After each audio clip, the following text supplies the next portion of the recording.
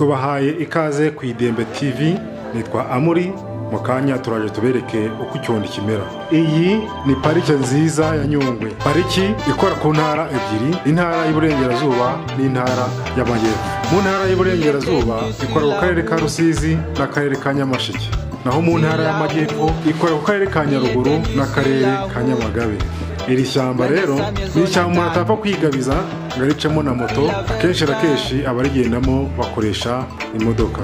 Icyo twemeranya aho twese nuko isasu ryaramutse rivuze ririya shyamba umuntu yarinyuramo atitaye ku bindi kandi akarinyuramo n'amaguru.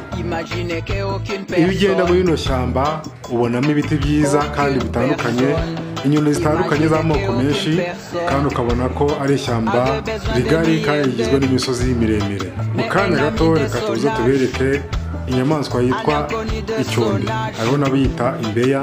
Inyamaswa nziza umuntu ashobora kwegera, inyamaswa itinya abantu, inyamaswa ushobora guha umuneke ikawurya.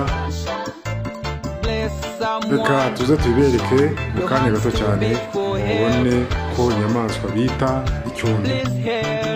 Tukaba tugiye kubereka inyamaswa yitwa icyondi.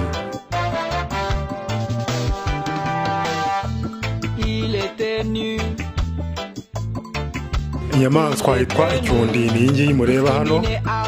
Urabona ko umusore yagiye akayegera akayifotorezaho. Tubibutse ko tugomba kurwanya abantu bajya guhiga mu ishyamba, bajya gushaka inyama. Niba mushaka inyama mujye mujya muri busheri. Uramutse ushatse inyama wagerageza kujya muri busheri cyangwa se ukajya ugura amatungo ukayorora kororoka, bityo nawe ukajya ubona inyama ikomotse ku matungo woroye. Kandi turabasaba gukora subscribe ku Idembe TV kugira ngo inkuru zose twari dukora zajye zikugeraho mu buryo bwihuse. Murakoze cyane.